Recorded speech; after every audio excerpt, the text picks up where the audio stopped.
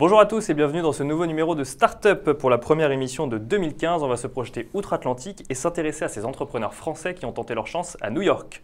Une émission divisée en deux parties. Dans la première partie, Guillaume Blanchard, cofondateur de By Suzette, nous parlera de son concept de crêperie façon fast-food à New York. Et puis de manière plus générale de la façon dont on entreprend à New York. Et dans la deuxième partie, Thomas Guénaud nous parlera de son application de messagerie vocale Cord. C'est tout de suite, donc passe tout de suite à la première partie de cette émission, le Talk Startup.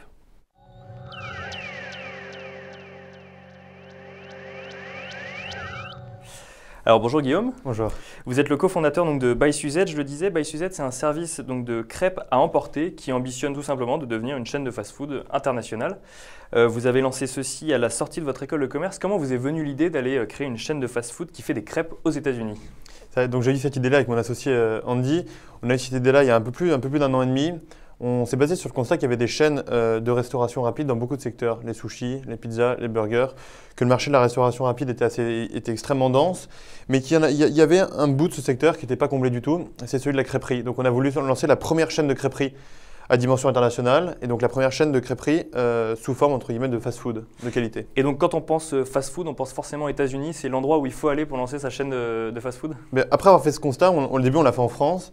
On a hésité à se lancer en France ou aux États-Unis. Puis on s'était dit que si on arrivait à lancer ce modèle-là aux États-Unis, on réussirait partout dans le monde. Donc on a commencé aux États-Unis. Puis c'est une ville qu'on adorait. Donc voilà, c'est pour ça qu'on a commencé à New York. On vous le souhaite alors. Et qu'est-ce que vous proposez concrètement? Donc c'est des crêpes salées, des crêpes sucrées. C'est une crêperie traditionnelle mais adaptée sur le emporté, c'est ça? Exactement, oui. Donc on propose les crêpes sucrées, on propose les galettes qui sont les crêpes salées.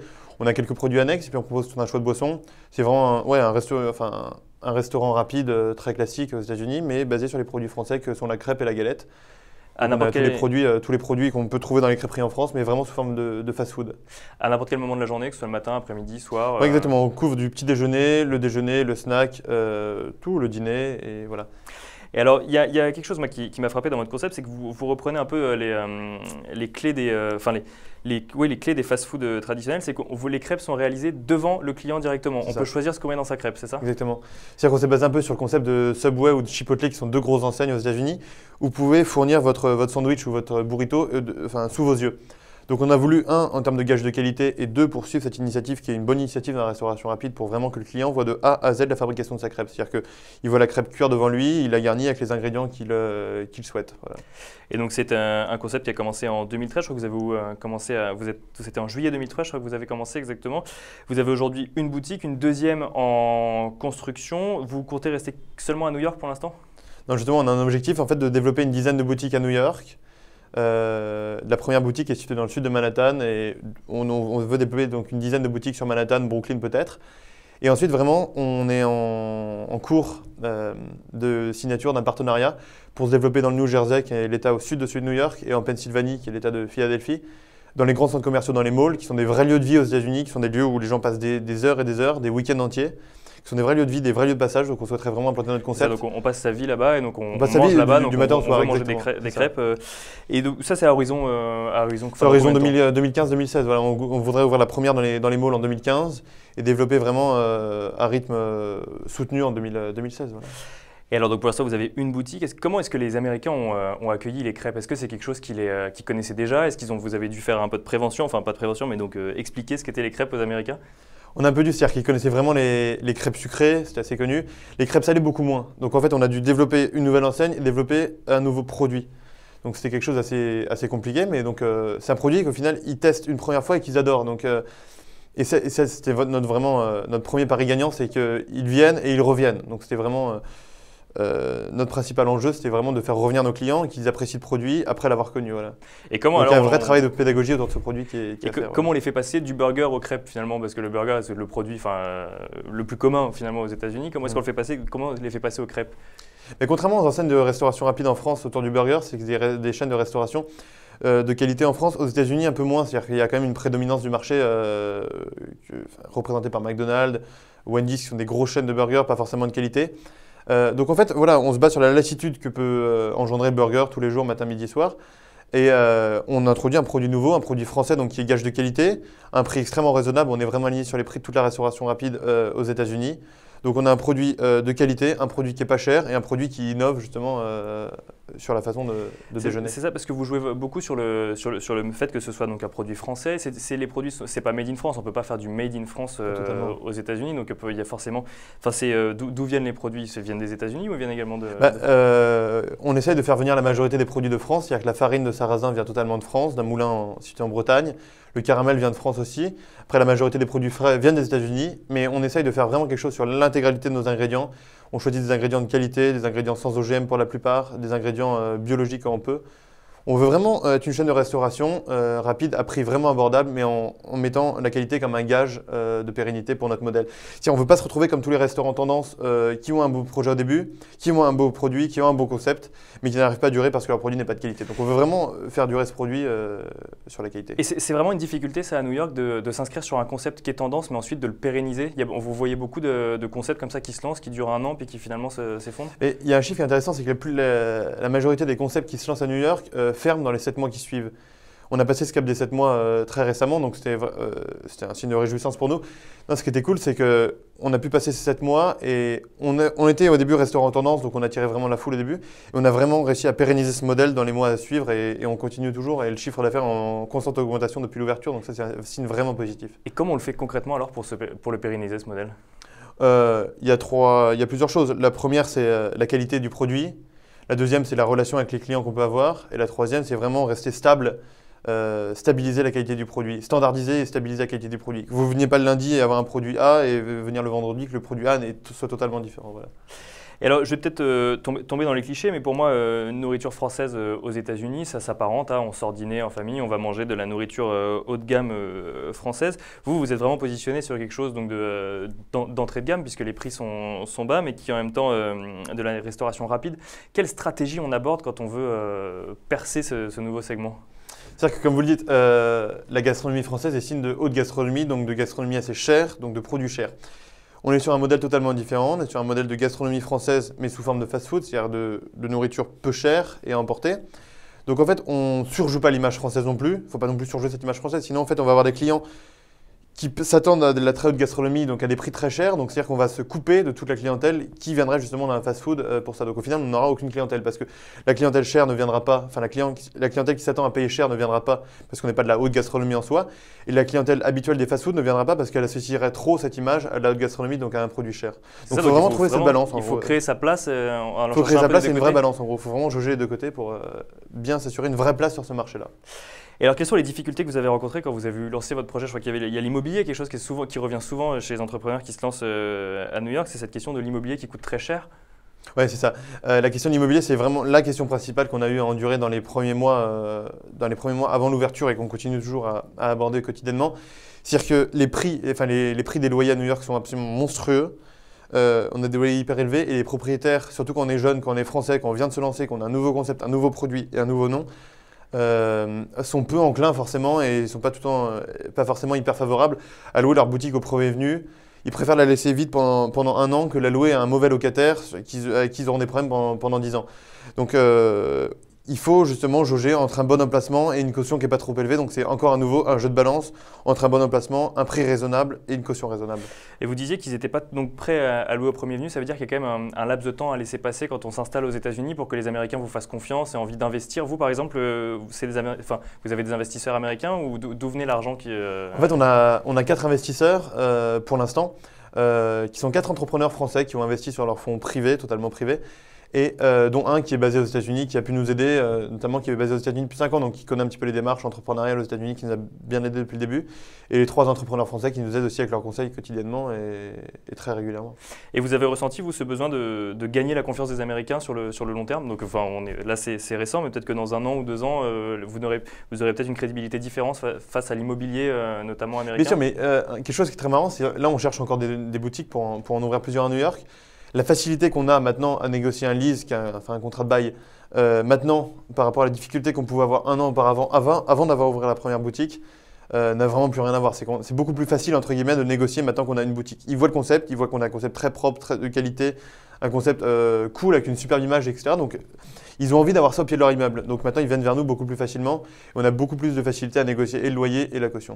Donc c'est cool. Et alors justement, quand on veut grossir, c'est plutôt agréable. Comment est-ce qu'on grossit aux États-Unis? C'est un large territoire, beaucoup plus grand que la France. Quelle stratégie on emploie? Donc il y a ces malls, donc ce partenariat avec les malls qui permet de couvrir une partie beaucoup plus large. Mais voilà, comment on fait pour grossir aux États-Unis? Aux États-Unis, l'avantage, c'est qu'il y a des grosses métropoles, des très grosses villes. Donc en fait, notre stratégie, c'est de faire de la sorte. C'est-à-dire qu'on commence par New York, par les États avoisinant celui de New York, par les États avoisinant l'État de New York, dans les centres commerciaux, qui sont vraiment en fait beaucoup plus des lieux de vie qu'on peut l'imaginer en France. En France, on a quand même des villes et des villages où on peut faire du shopping. Aux États-Unis, c'est beaucoup plus délocalisé dans les centres commerciaux, les malls, shopping centers et autres. Donc en fait, on veut vraiment se baser à New York, dans les États avoisinants, et ensuite signer des partenariats comme on pourra le faire plus tard, en Floride, sur la côte ouest, à Chicago, à Seattle et autres, dans les grosses mégalopoles des États-Unis, et ensuite dans tous les centres commerciaux qui avoisinent en fait ces régions-là. Et donc par exemple, on ne peut pas gérer une boutique à New York et une boutique à Los Angeles. Est-ce que vous envisagez, comme on peut le connaître pour d'autres marques, de faire de la franchise ou de la location-gérance par exemple? Bien sûr, en fait, au début, on a vraiment voulu consolider le modèle, écrire des vrais process qui nous permettront justement de responsabiliser tous les responsables de boutique et les futurs franchisés. Ce qu'on veut, c'est construire une vraie marque, avec des vraies boutiques en propre, arriver à une 10-15aine de boutiques en propre, et ensuite vendre notre modèle sous forme de franchise pour conquérir la plus large partie des États-Unis le plus rapidement possible. En partenariat avec ça, on cherche aussi des investisseurs par région, mettons pour la Floride, mettons pour l'Ouest américain, pour Chicago, qui seront en fait responsables ensuite, soit on prendra en charge la totalité du management, soit on trouvera un autre manager qui sera en charge en fait d'une totalité d'une région, d'une 10, 15, 20, 100 magasins d'une région même. Et donc en fait voilà, il y a deux choses, il y a la franchise et les partenariats qui nous permettront de développer 10 ou 15 boutiques par État avec un nouvel investisseur par exemple. Alors, on va maintenant parler un peu des différentes étapes qui vous ont mené jusqu'à la création réellement de cette première boutique. On parlait des actionnaires tout à l'heure et des financements. Comment est-ce qu'on fait pour convaincre des actionnaires quand on sort d'une école de commerce, enfin quand on sort tout juste d'une école de commerce, qu'on va aller aux États-Unis, créer une nouvelle chaîne de fast-food et qu'on a l'ambition d'en faire une chaîne internationale? C'est ça. C'est des mots qui peuvent faire un peu peur au début, surtout à des investisseurs, et ils disent mais qui êtes-vous pour faire ça en gros? Au final, paradoxalement, on n'a pas du tout eu ce problème-là. C'est-à-dire qu'on a eu cette idée au mois d'avril, on a rédigé un business plan en l'espace d'un mois ou deux, assez solide, avec des vrais chiffres, avec une vraie étude de marché au préalable qui nous permettait de voir un peu une étude de marché de la restauration rapide à New York. On a vraiment décrit en profondeur notre business model, décrit en profondeur quelles étaient les attentes financières, quelles étaient les attentes aussi de marque, d'identité de marque, etc. qu'on voulait développer aux États-Unis. On a présenté le projet, on a eu vachement de chance. Les 4 premiers investisseurs à qui on a présenté ont tous dit banco et nous ont suivis et on les remercie vraiment énormément. Ils nous ont suivis dès le début et continuent à nous suivre sur chaque nouvelle levée de fonds. Donc on en est vraiment très content, on a un vrai partenariat et au-delà juste d'un apport financier, il y a un vrai apport moral et plus un réel soutien des conseils qui peuvent nous proférer régulièrement. Donc ça, c'est un vrai plus. Donc on les a convaincus avec un business plan très solide, en gardant les pieds sur terre, mais avec une vraie ambition aussi. Voilà. Et donc un business plan rédigé en 2 mois, donc en fait tout s'est fait très vite. Est-ce qu'il y a cette nécessité de rapidité aux États-Unis? Parce qu'aux États-Unis, finalement, on se lance et puis on affine en fait en fonction, ce qui n'est pas forcément dans la manière de faire française. Donc est-ce qu'il y a cette nécessité de se lancer très rapidement pour ne pas se faire voler la place ni l'idée finalement? Ça, en fait, on a fait le business plan et trouvé les investisseurs très rapidement. Ensuite, on arrive à New York et là, on a eu un premier mois d'excitation absolue, c'est-à-dire avec tous les rendez-vous, avec notre banquière, notre avocate, etc., qui nous permettaient vraiment de créer la marque, créer l'entreprise. Et suite à ça, on s'est mis à la recherche de local. Là, c'était une aventure beaucoup plus longue et beaucoup plus compliquée, comme j'ai pu vous l'expliquer avant. Donc là, il a fallu vraiment avoir de la persévérance quotidiennement, passer d'échec en échec pour au final avoir une superbe réussite. C'était pas forcément facile, mais voilà. On ne peut pas non plus vouloir aller trop vite, surtout dans notre secteur qui est un secteur de biens de consommation, de biens de grande consommation, où on dépend de locaux commerciaux, où on dépend de beaucoup d'autres acteurs. Donc on veut aller vite, on ne peut pas toujours aller vite, mais il faut vraiment persévérer, notamment dans cette recherche de local qui est vraiment extrêmement compliquée, et puis sur tous les autres aspects. Voilà. Et alors d'un point de vue plus terre à terre, comment est-ce qu'on fait pour travailler à New York? La première chose qu'il faut, c'est évidemment un visa, c'est ce qu'on appelle la green card, on la connaît tous. Comment on l'obtient? Est-ce que c'est facile de l'obtenir? Est-ce que pour travailler à New York? Au début, ce n'est pas forcément la green card, c'est un visa investisseur, en fait, le visa E2, qui permet à chaque investisseur en fait, de venir aux États-Unis, moyennant un certain apport financier. On peut ensuite obtenir ce visa-là. Il faut déjà avoir créé l'entreprise pour ensuite obtenir ce visa-là. Donc vous êtes arrivé en tant qu'investisseur alors que vous étiez entrepreneur? En fait, c'est un peu un serpent qui se mord la queue. C'est-à-dire qu'il faut venir aux États-Unis, créer son entreprise, et une fois qu'on a prouvé qu'on a réellement créé cette entreprise, qu'on a apporté ses fonds, et non pas juste fictivement, on peut prendre rendez-vous à l'ambassade et ensuite obtenir un visa investisseur. C'est un modèle en 2 temps en fait. C'est-à-dire qu'on crée l'entreprise, on prouve qu'on a réellement créé l'entreprise et donc ensuite on demande un visa. D'accord, donc en fait on vient et on crée sans visa et ensuite on prend un visa. Ça. Donc on prend un visa touriste, on crée son entreprise, ensuite on prend un visa investisseur. Donc il y avait l'immobilier, donc on a vu que c'était très difficile. Est-ce que vous auriez un conseil quand même à donner aux entrepreneurs qui voudraient se lancer demain, qui auraient besoin de locaux? Ça coûte cher, on les rencontre régulièrement, il y a des cautions énormes, mais il y a peut-être quand même 2-3 choses à savoir, des gens à qui s'adresser. Oui, bien sûr, c'est qu'il faut s'entourer d'une bonne équipe de brokers qui vous proposent des vrais emplacements et pas un emplacement pour avoir un emplacement qui serait vraiment la pire des choses. Certains brokers pourraient se dire, ils sont jeunes, etc., ils ne connaissent rien à New York, on va leur proposer une boutique sans aucun intérêt, mais au moins ils vont la prendre et on pourra signer le deal. Il ne faut pas se précipiter pour trouver une boutique dès le début, il faut vraiment trouver une bonne boutique. Donc c'est ça, le premier temps, c'est de trouver une bonne boutique avec une vraie équipe de brokers qui vous aide réellement. Et la deuxième chose qui pourrait servir comme conseil, c'est jamais se décourager sur cette recherche de local qui constitue vraiment, à mon sens, la chose la plus compliquée au début. Qui n'est plus forcément un problème par la suite, mais qui au début vraiment est le problème majeur qu'il faut résoudre. Donc c'est la chose qu'il faut avoir en tête, c'est quand on va aux États-Unis, le problème majeur c'est l'immobilier. Quand on veut lancer une chaîne de boutique, une chaîne de restauration ou autre. Voilà. Mais même pour des bureaux par exemple, où c'est plus simple. Pour des bureaux, c'est un peu plus simple quand même, parce que l'offre de bureaux est bien plus importante que celle des boutiques. Les boutiques en fait sont entre guillemets snipées directement par toutes les grandes enseignes. Oui, mais donc au final, il y a une concurrence extrêmement aussi. accrue, une énorme concurrence sur chaque local dès qu'il se libère. Il y a un nombre d'enseignes, un nombre de restaurants ou de boutiques ou d'enseignes qui n'ont rien à voir avec la restauration qui se précipitent sur chaque local. Et donc le deuxième conseil que je voudrais donner, c'est vraiment avoir un projet clair et vraiment se présenter en toute vérité, en toute véracité devant chaque propriétaire, présenter son concept, montrer réellement pourquoi on y croit, qui y croit et qui vous êtes pour vraiment remporter la confiance des propriétaires. Donc on a un visa touriste, on a trouvé un local, maintenant on veut clairement créer sa société, on doit déposer des statuts. Comment est-ce qu'on dépose des statuts aux États-Unis? C'est une étape qui est préalable vraiment à la recherche de local. Il y a différents statuts, celui de la LLC, celui de la corporation qu'on a choisi. Nous, on a choisi celui de la C Corp, la C Corporation, qui nous permet en fait, c'est l'équivalent un peu de la SA en France. C'est un régime très libre qui nous permet vraiment de pouvoir s'adapter à tous les besoins qu'on a, à tous les besoins juridiques qu'on pourrait avoir. Et alors, il y a eu quelque chose qu'on entend très souvent en France, donc je suis obligé d'en parler dans cette émission, c'est la fiscalité. Est-ce que vous voyez une grosse différence entre la fiscalité américaine et la fiscalité française quand il s'agit d'entreprises? Là aussi, en fait, il faut casser peut-être un mythe. C'est pas la fiscalité américaine qui est forcément extrêmement avantageuse. C'est la fiscalité sur les sociétés, comme on pourrait l'imaginer en France. Ce qui est vraiment intéressant au niveau de la fiscalité, au niveau du droit du travail aux États-Unis, c'est vraiment la réelle flexibilité du contrat de travail. C'est-à-dire qu'on est dans la restauration. On a créé By Suzette, on ne savait pas le jour de l'ouverture à quoi s'attendre en termes de clientèle. Donc on a pu embaucher plus ou moins d'employés, on ne connaissait pas le nombre d'employés dont on aurait besoin dès le début. Ce contrat de travail, en fait, qui aux États-Unis est extrêmement flexible, c'est-à-dire que quelqu'un peut arriver dans votre boutique, commencer à travailler dans la seconde, vous le régularisez immédiatement après, il commence à travailler. Si par contre il y a un problème, l'activité s'essouffle, vous pouvez, entre guillemets, le faire partir très facilement aussi. Mais paradoxalement, ce qu'on pouvait penser, ce qui reste de la théorie en France, au final, ça n'encourage pas du tout les employeurs à licencier, ça encourage les employeurs vraiment à embaucher. Parce qu'on se dit, il n'y a pas de risque d'avoir quelqu'un si on peut le faire partir un peu plus facilement plus tard et le faire revenir immédiatement que l'activité repart. C'est-à-dire que ce n'est pas un boulet qu'on traîne au pied de l'entreprise et qui pourrait justement générer parfois des faillites parce qu'on aura du mal à se libérer de certains salariés en cas d'essoufflement total de l'activité.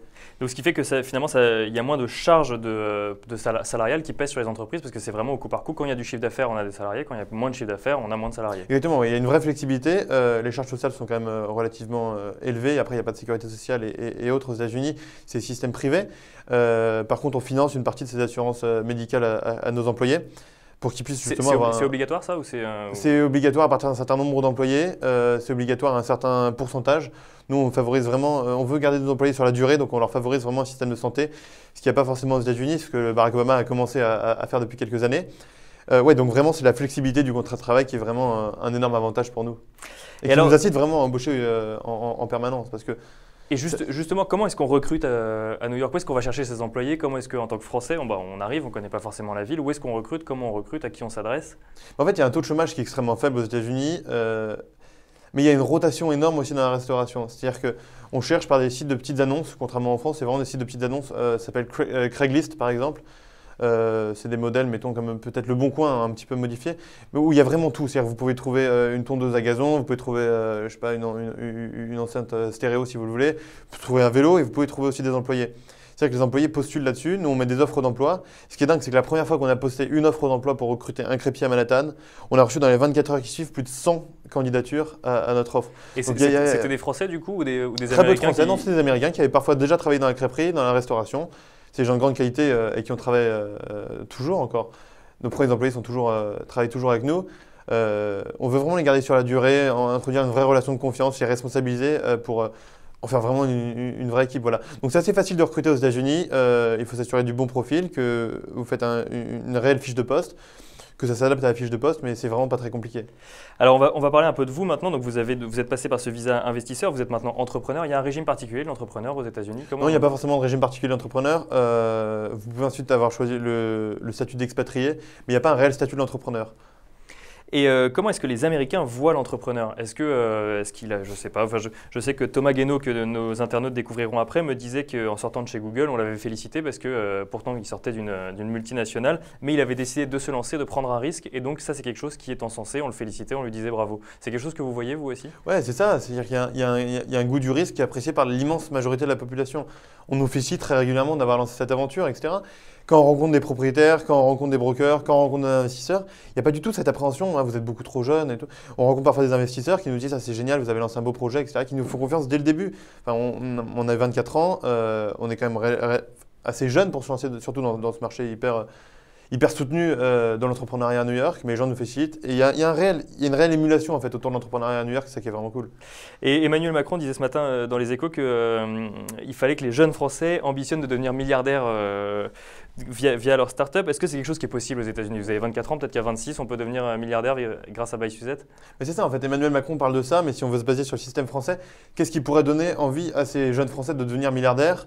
Enfin, milliardaire ou plutôt au moins dans une entreprise qui les passionne, avec un réel projet, une réelle innovation, quelque chose qui les passionne, qui donne un sens à leur vie. C'est plus ça plutôt que de devenir milliardaire. Mais mettons, oui, c'est un symbole. Bien sûr, c'est un symbole. Mais lancer un beau succès entrepreneuriat, c'est intéressant.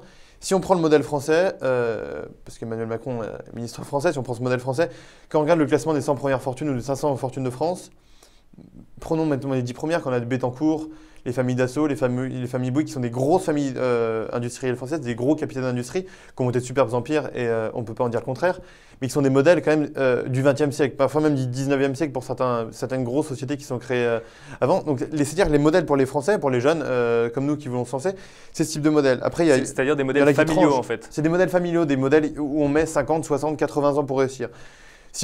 Marc Simoncini ou Jacques-Antoine Granjon ou Xavier Niel sont un peu des contre-exemples aussi. Aux États-Unis, vous verrez bien sûr qu'il y a des grosses familles comme les Rockefeller, comme les frères Koch, etc. Mais vous avez aussi des entrepreneurs qui ont notre âge, qui ont 24 ans, qui ont créé Snapchat, des entrepreneurs qui ont à peine 30 ans, qui ont créé Airbnb valorisé à plus de 10 milliards de dollars, qui ont créé Facebook valorisé presque 200 milliards de dollars, Mark Zuckerberg a 30 ans. Donc vous avez en fait, vous vous réveillez le matin, vous voyez tout ça, et vous dites, moi aussi je peux réussir. Ils ont notre âge, ils n'ont pas mis 50 ans pour réussir. Donc vous n'êtes pas découragé en fait en vous disant, il faut 50 ans pour peut-être un jour réussir. C'est ça, donc il nous faut en fait en France, pour se calquer un peu sur le modèle américain, plus d'exemples de success story en quelques années, même s'il y a eu des échecs avant, pour que plus de jeunes encore se lancent dans les startups et aient envie de réussir. C'est ça, et c'est pour ça que c'est pour ça que votre chaîne de télévision, tout comme le magazine Madines, qui mettent en avant toutes les startups françaises, c'est vraiment excellent parce que c'est-à-dire qu'en fait, on met en avant toutes ces initiatives un peu cachées au final. Il y a énormément de startups qui se créent quotidiennement en France dans tous les milieux, même les nouvelles technologies, où on pouvait penser que la France était en recul, et au final, pas du tout. Il y a un nombre de startups qui se créent en France, dans tous les secteurs de la France, dans toutes les régions de France, qui sont mis en avant par vos médias et qui sont vraiment quelque chose qui donnerait envie aux jeunes d'entreprendre, voilà. Qui ne sont pas forcément mis en avant par les grands médias. Voilà. Pas encore, en tout cas. Une dernière question sur les États-Unis. Quel rapport est-ce qu'ils ont à l'échec? On entreprend 2 ans, puis finalement ça ne marche pas. Comment est-ce qu'on est vu ensuite si on veut retourner sur un marché du travail plus classique? En fait, en France, vous lancez un projet entrepreneurial, vous loupez, vous êtes catégorisé comme un loser pendant des années et des années. C'est un vrai boulet rouge que vous vous traînez au pied. François Hollande c'était une bonne mesure, enlevé justement le fichage rouge de la Banque de France lorsque vous faites faillite. Aux États-Unis, ce n'est pas du tout un gage d'échec. Vous échouez lors d'un projet, vous pourrez réussir sur le second. Vous pouvez échouer 1 fois, 2 fois, 3 fois et réussir sur le 4e. Vous êtes quelqu'un qui avait osé et pas quelqu'un qui avait échoué en fait. Buy Suzette en France, c'est pour dans combien de temps? C'est prévu peut-être? Ouais, c'est prévu. On aimerait bien venir en France et venir dans d'autres pays du globe dans les 5 ans qui suivent, voilà, qui viennent. Et ben donc on vous souhaite en tout cas beaucoup de succès et je donne rendez-vous aux internautes donc dans 5 ans chez By Suzette. On va maintenant passer à la deuxième partie de cette émission, donc la partie Money Time, où Thomas Guénaud, qui était présent en France il y a une semaine, nous présente sa nouvelle application développée à New York également. Il s'agit de Cord.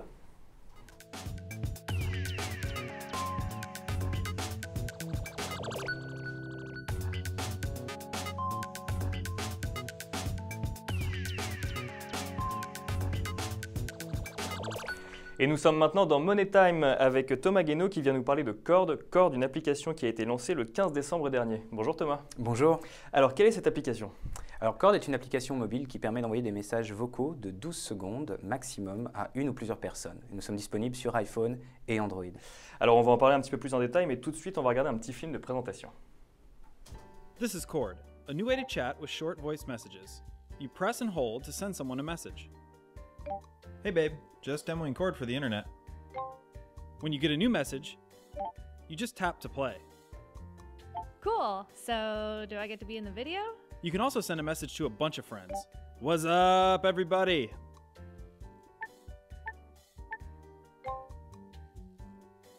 That's about it. Talk soon.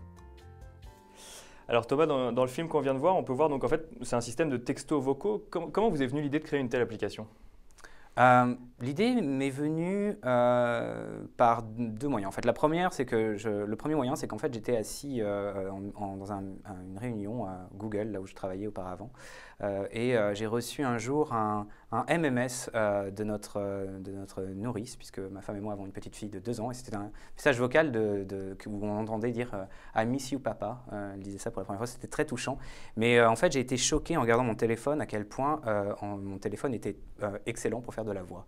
Et donc, je me suis dit qu'il n'y avait pas de plateforme qui permettait de faire passer des messages vocaux qui étaient bien faites et bien pensées uniquement pour la voix. Et donc, ça m'a donné l'idée de créer une plateforme comme ça dédiée à la voix. De créer Cord. Et donc, vous l'avez dit tout à l'heure, donc vous êtes deux à l'origine du projet. Il y a donc vous et Jeff Baxter, et vous êtes tous les deux issus de Google, et plus précisément du Google Creative Lab. Google, une entreprise qui fait rêver un nombre de gens hallucinant. Pourquoi avoir quitté Google pour créer cette entreprise? Vous aviez le virus entrepreneurial? Oui, alors en fait, notre métier chez Google, c'était de créer, d'inventer, de designer de nouveaux produits, de nouvelles marques. Et donc d'ailleurs, c'est en partie lorsqu'on travaillait sur le marketing et le design et l'interface des nouveaux objets connectés, des nouveaux wearables, que nous avons eu l'idée de créer Cord. Donc je crois que ça nous a donné un petit peu le virus au final. À force de créer des fonctionnalités des produits pour Google, on s'est dit pourquoi pas les faire pour nous-mêmes. Voilà. Et donc vous l'avez créé à New York, c'est une entreprise qui a 7 mois maintenant. Est-ce que ça a été facile d'entreprendre à New York? Oui, ça a été facile. Ça a été facile. Est-ce que c'est plus facile qu'en France? Vous n'avez peut-être pas entrepris en France, mais est-ce que vous avez le sentiment que… Oui, alors non, effectivement, c'est la première fois que je suis entrepreneur, un first-time entrepreneur, comme ils disent là-bas. Je crois que les spécificités morales américaines qui louent les valeurs de l'entrepreneuriat et de la prise de risque rendent ce genre d'aventure peut-être plus facile qu'ailleurs. Et quels sont les conseils que vous donneriez à quelqu'un qui voudrait entreprendre à New York? Mettons un Français qui demain veut partir pour entreprendre à New York. Je crois déjà qu'il est important de se placer dans un des principaux foyers de technologiques aux États-Unis. Donc à savoir évidemment la Silicon Valley. On voit aussi que New York et Boston sont des endroits très intéressants. Je crois qu'il est important aussi de savoir faire le pont entre sa culture française et sa culture américaine. En l'occurrence, nous avons levé des fonds auprès d'investisseurs américains et français. Et vous avez justement plus de 17 investisseurs qui vous ont suivi, donc c'est vraiment un projet qui plaît, les gens y croient. Donc le retour de la voix à l'ère du texto, du WhatsApp, du Messenger de manière générale, c'est quelque chose dans lequel on croit. Oui, absolument. En fait, ce qu'on voit aujourd'hui, c'est que la voix effectue son retour.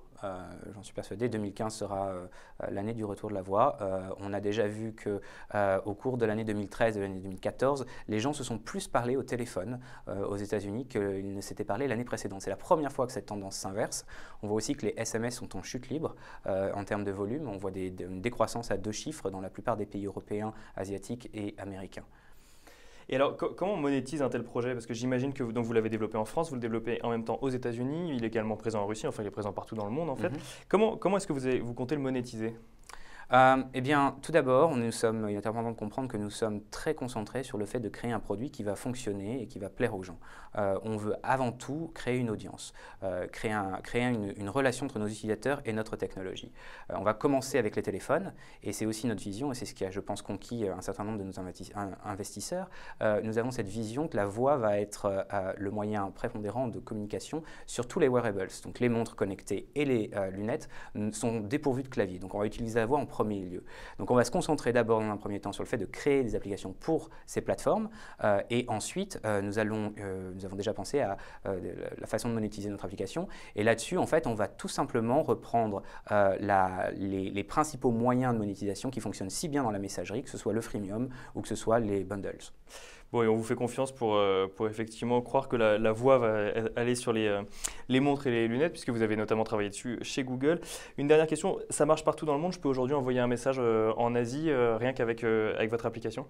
Alors non seulement vous pouvez envoyer un message à n'importe qui dans le monde qui est sur Cord, mais vous pouvez depuis maintenant déjà quelques temps envoyer un message à n'importe qui, c'est-à-dire même une personne qui n'est pas sur Cord. Nous permettons aux gens d'enregistrer leur message et ensuite de l'envoyer, de le partager par SMS, par email, en créant en fait le message et en le plaçant sur une page web. Et en 2 mots, vos objectifs pour l'avenir? Nos objectifs, c'est de créer une plateforme de communication uniquement dédiée à la voix qui pourra fonctionner sur tous les ordinateurs de demain. Merci beaucoup Thomas Guénaud, on vous souhaite beaucoup de succès. Merci. Quant à vous, merci beaucoup d'avoir suivi ce nouveau numéro et je vous donne rendez-vous la semaine prochaine, même jour, même heure, pour un nouveau numéro de Startup.